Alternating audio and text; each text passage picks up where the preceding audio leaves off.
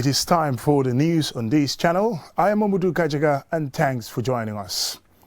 On the final day of the TRRC hearings in SL, we hear more tales of witch hunting, including from one of those frequently adversely mentioned who was an officer commanding at the Barra police station at the time.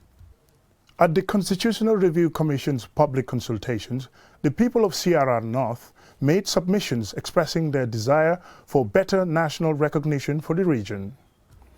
Also, at the Constitutional Review Commission public consultation, the chairman of the CRC, Justice Cherno Suleiman Jallo, says he is impressed with the participation of members of the public. We hear about a demonstration of transforming waste into biogas, where waste can be used for domestic benefit without causing harm to the environment. For more on these and other stories, stay tuned.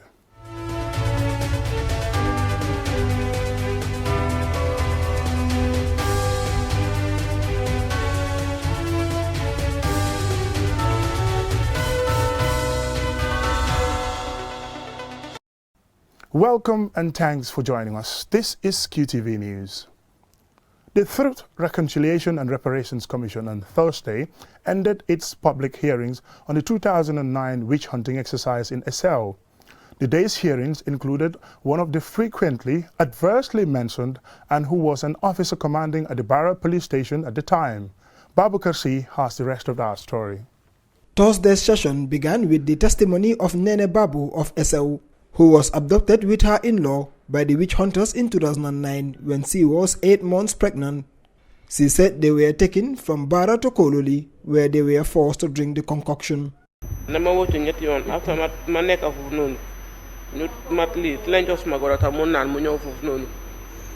Well, after I vomited 3 times, I was there.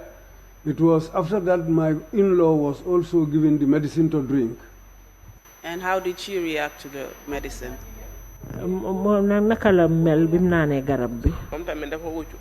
She also vomited. Nene said she developed general body pains, waist and stomach pains, which continued when she delivered. Her baby had fits and later died of complications at 8 months. Lamin Jobate of Al-Jamdu, a grade 9 student, the second witness, was arrested at the age of 16 by the witch hunters. Taken to Kololi, Lamin said he was also made to drink the concoction. He said he felt dizzy and also saw elderly people behaving strangely. I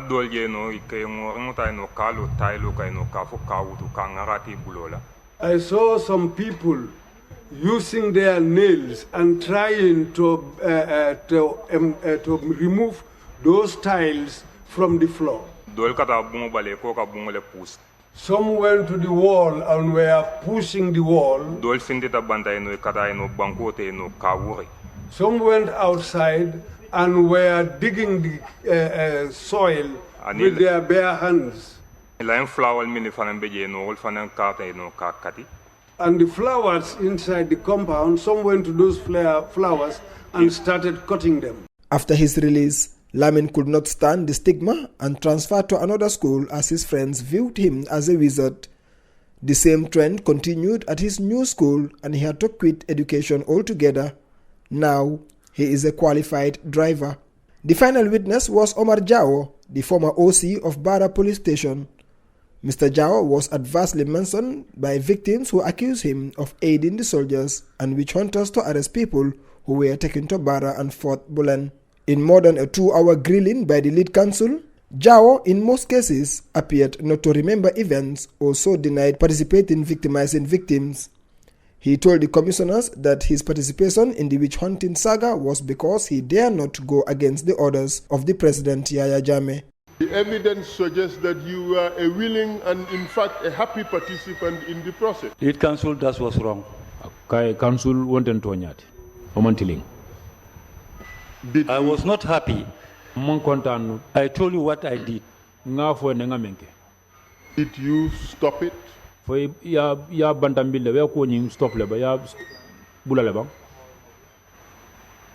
my police commissioner and the IG cannot stop it. Me as the OC, I cannot stop it.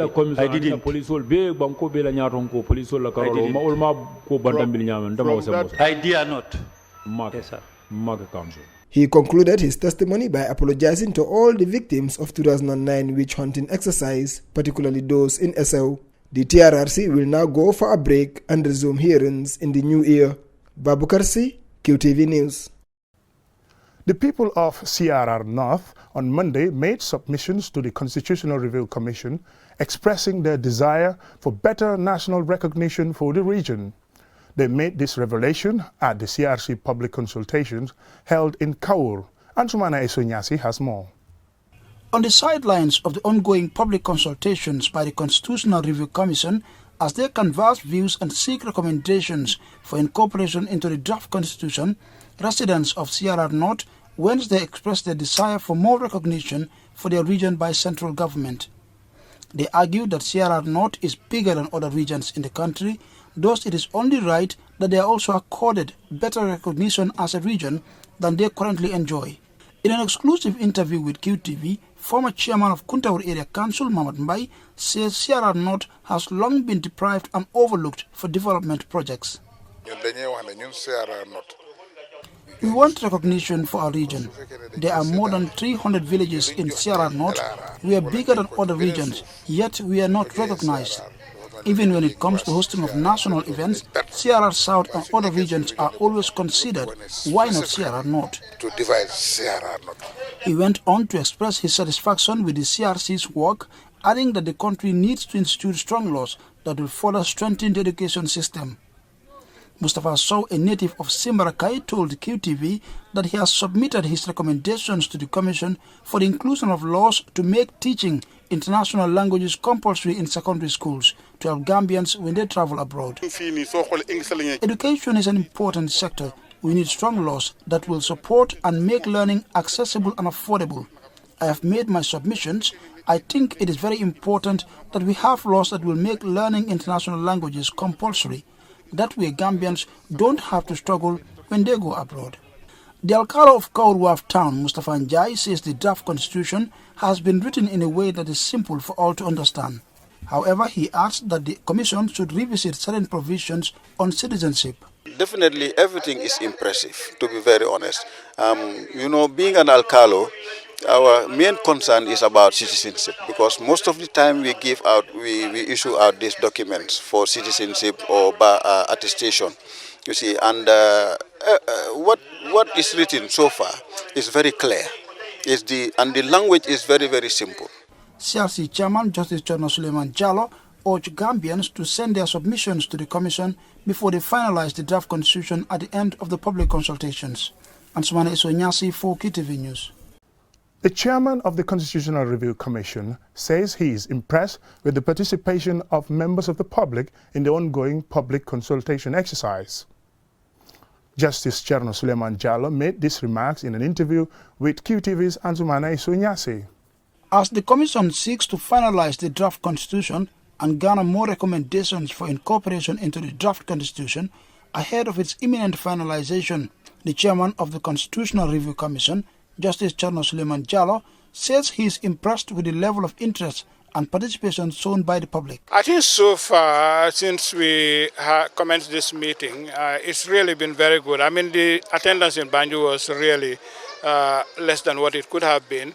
But in Fas, in Kerawan, and here in Salum, lower Salum, actually, it's just been massive. And what I think all of us admire about this consultation is the level of engagement by the public. I mean, they're very excited about the new constitution. They're very much involved, and they have concerns, and they have raised pertinent issues which have us thinking again, and these are things that we will look to deal with. Commenting on the ongoing debate on secularism, Chairman Jallo says the CRC is committed to developing an all-inclusive constitution. And I think it's every citizen's right to react to the constitution and express an opinion on it. And we have an open mind despite all the castigations and the unfair treatment and all of that. Those things come with the territory.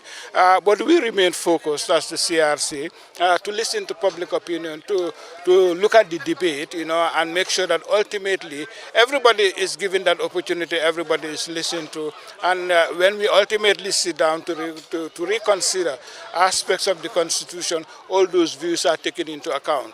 The Commission will soon finalize on the draft Constitution, and this public consultation is part of that process. What message do you have for Gambians going into the final phase? I think together as a people we need to remain focused, we need to be challenged and challenge our minds, and we also need to understand that we ultimately have a choice, that is to continue embarking on this process of constitutional review to this logical conclusion whereby we have a draft constitution that we can take ownership of, or we remain with the current constitution. I think that's a choice we have. He adds that Gambians should take ownership of the CRC process. Ansumana Isonyasi for QTV News. A biogas plant has been installed at the Sukuta Health Center by Trips Africa Limited in collaboration with Uga Biosystem. A demonstration of transforming waste into biogas was conducted to show how waste can be used for domestic benefit without causing harm to the environment. QTV's Mamudulamin Choi was at the event and he now reports. The ability to manage waste is not only a major problem for households, but also local government authorities. This has become a threat to our environment, as waste, which can be useful for human use, have proved to have serious consequences on people's lives. Now, technology has solutions which, when utilized, can reduce pollution in the ecosystem. With the introduction of biogas technology, organic waste can be an alternative source of energy. Trips Africa, in collaboration with Orja Biosystems, is introducing to Gambians an eco-friendly source of energy, biogas. More biogas plants in the Gambia will mean less cutting down of trees for firewood or charcoal, and by extension, less health complications for people. Representing the Regional Health Directorate, Kewa Sambu, talks about how important biogas is to the people's health. I think the health benefit is very important. That is having smokeless energy sort of. That will also, help us to mitigate some of the health issues. I think that is very important. If such an alternative renewable source of energy is accessible to most Gambians for domestic use, the affordability and sustainability of biogas will be guaranteed. Ganjanan Patil, a lead engineer at the Orja Biosystems, mentions the domestic uses of biogas. You can have rice there and you can have some curries over here. So it's a clean, pure, no smoke, nothing. So it is a very, very useful product to the woman. After installation of a biogas plant in homes, cow dung or other organic waste are needed to refill the plant for continued use. Apart from its ability to generate gas, biogas plants can also generate electricity. Ganjanan Patil says that their intervention is inspired by the huge power shortage in the Gambia. He also gave an assurance that their company will be a source of employment for Gambians to whom they will transfer the technology. To promote access to renewable energy at village level, Trips Africa and Orja Biosystems outlined plans to reach out to the rural Gambia for bigger biogas plants to provide those communities with electricity. The waste which we are just throwing will be converted and we will operate hundreds of street lights. Then even we can operate the ice factory at the fruit market. Friendly to the ecosystem, a biogas plant not only generates energy without polluting the environment, it also produces organic fertilizer, which can increase soil nutrients and enhance healthy growth of plants and crops. Landmine Choi for QTV News. We will go with a short commercial break, and when we return, we find out why the employees of Direct Aid, formerly known as African Muslim Agency, organized a press conference to voice their grievance about their employers, and the reason behind a controlled explosion of over 100 anti-personnel mines at the Padoli Range in Jane Sanjal of Farafenye. Join us after the break for these and other stories and many more. 10 years. For 10 years, we have worked to deliver world-class products and services. For 10 years, we have cultivated a reputation of excellence and quality. For 10 years, we have strived to support our people and our culture. With a history of quality behind us and a present-day drive to be the best, we continue to forge ahead towards a future of growth. As a quality network you trust, we have worked to ensure stability, innovation, and distinction. QCell, a decade of innovation, a lifetime of trust. Welcome back and thanks for joining us. This is QTV News. The employees of Direct Aid, formerly known as Africa Muslim Agency, on Wednesday organized a press conference to voice grievance on various issues about their employment and their employers. Mam Jara Sise has more. We need our salaries. We need our salaries. We need our payslip. We need our payslip. Employees of Direct Aid, previously known as Africa Muslim Agency, accused their employers for not paying their salary for the past 2 months. They also allege that this is not the first time the management has not paid their salaries. Mamadou Ejalo, the employees' spokesperson, explains more. Evidence has shown that nothing was paid in November, December of 2017 and March of 2018, and for 2019 is the worst. Interestingly, only February, March and June were paid. The spokesperson also talks about the conditions of some of the facilities available for students and teachers. Teachers and pupils are sharing the same toilets, and the few available ones are even in poor state. 10 of these toilets are blocked for 2 years now. The taps at the toilets are all broken, and water is flowing continuously from the toilets to the classrooms and offices, rendering the whole environment unconducive for learning. Abdoulaye Cisse, chairman of the task force, says a petition was sent to the country director of Direct Aid and copied to the Gambia Teachers Union and the Gambia Labour Union, but no action was taken. He urges government intervention to bring a resolution. The Gambia is ruled by a government, and you look at the agency, we have 4 centers. Each of these centers is being managed by a foreigner. And the quantity director also a foreigner. So there is no key Gambian who is manning the position that can feel what we are feeling now. Amadou Dabo, a staff member, expressed how the problem affects him. Our families are starving because there is nothing in our pockets. No fees money, no rent, money for rent and other stuff. Our families are suffering seriously.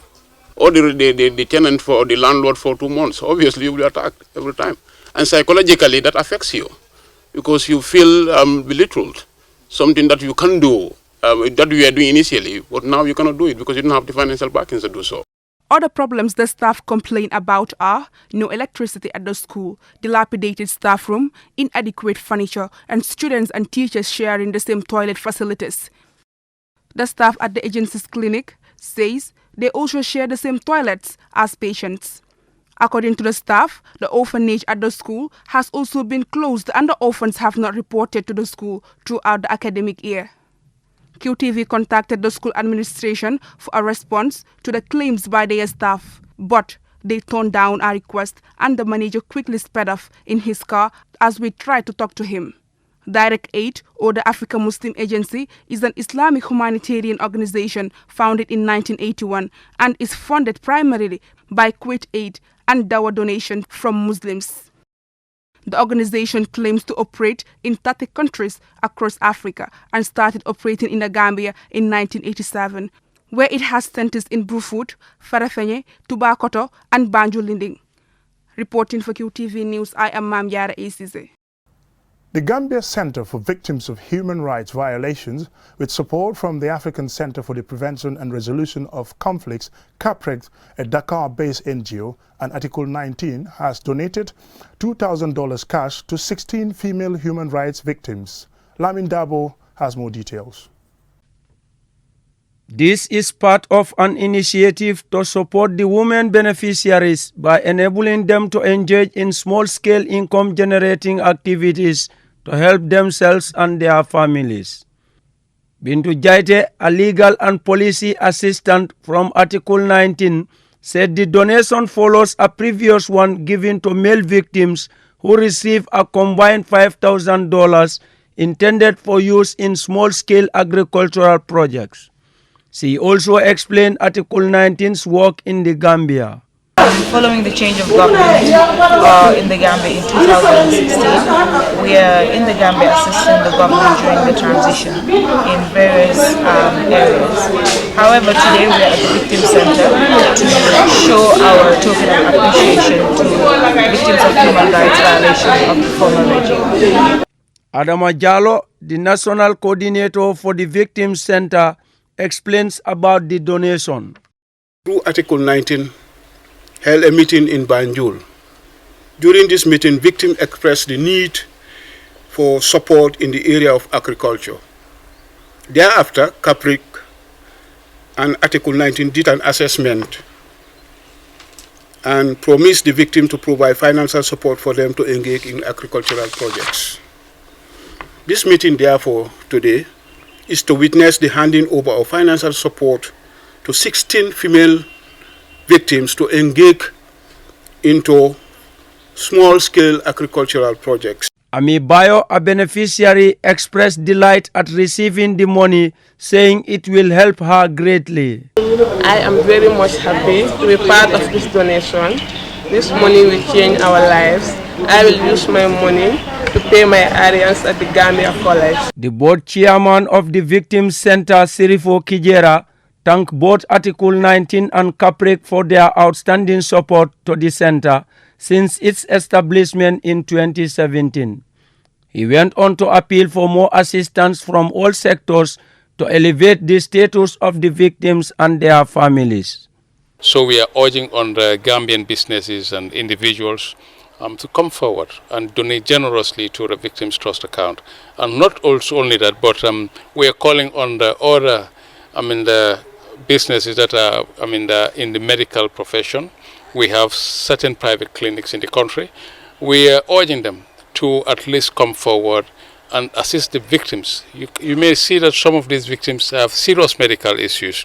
They need medical support, they need medical assistance. The African Center for the Prevention and Resolution of Conflicts, CAPRIC, is an NGO focused on fighting against all forms of violence and promoting all the principles mentioned in the Universal Declaration of Human Rights.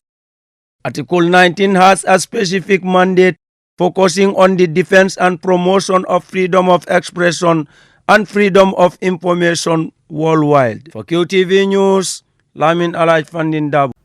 And finally, over 100 anti-personnel mines were destroyed on Thursday by members of the Gambia Armed Forces with support from Mine Advisory Group. The controlled explosion exercise was conducted at the Padoli Range in Jane Sanjal of Farafenye. I was there, and this is the report.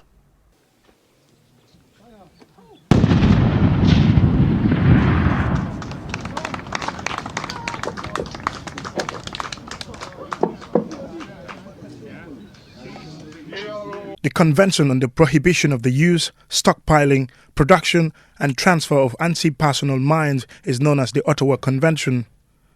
The controlled demolition exercise is part of fulfilling the Ottawa Convention, which the Gambia is a signatory to, aimed at eliminating mines around the world, and took place 2 days after the 22nd anniversary of the convention.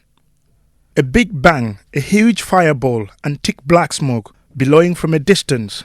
Deadly weapons such as anti-rocket propelled grenades, mortars, grenades and landmines went under destruction. The weapons are part of a stockpile of arms and ammunitions and unstable explosives of the Gambia Armed Forces recovered following the change of government in 2017. Described as absolute and dangerous, these are the types of weapons used in many conflicts in Africa.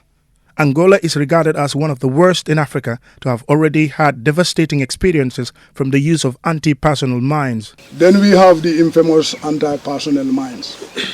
This is the type 72 alpha, T72 alpha. It's Chinese. It's very light, but the blast effect is very deadly. The Deputy Chief of Defence Staff of the Gambia Armed Forces, Yankuba Drame, says after the current government was instituted 2 years ago, they realised large quantities of arms and ammunition which needed to be stocked. Once we've taken inventory of everything, we went to the next stage of the preparations. That is the classifications of all arms and ammunitions. Yes, you can take inventory, but what are the types of arms and ammunition that you have? What are the necessary classifications? This would denote your further commitment in meeting your obligation as a vibrant defense institution. Yes, identification, classification, and of course in the process of classification, we observed some of the munitions. They were obsolete and very unsafe to continue keeping them in our armories. The ECOWAS ambassador to the Gambia, Vaba Gayflow, says the exercise demonstrates the commitment of the Gambia government and armed forces. So we really would like to applaud the efforts of the government as well as the partners for enabling this process to reach this level. At least it can be reported that Gambia has made a threshold. More than 60 countries around the world are plugged with these weapons, and other territories with large areas covered in mines are Chad, Afghanistan, Cambodia, Iraq, Yemen, and Western Sahara. More than 100 countries are signatories to the Ottawa Treaty, but achieving the total ban on anti-personnel mines is far from becoming a reality. Notable countries that are not signatory to the convention include the United States of America, the People's Republic of China, and Russia.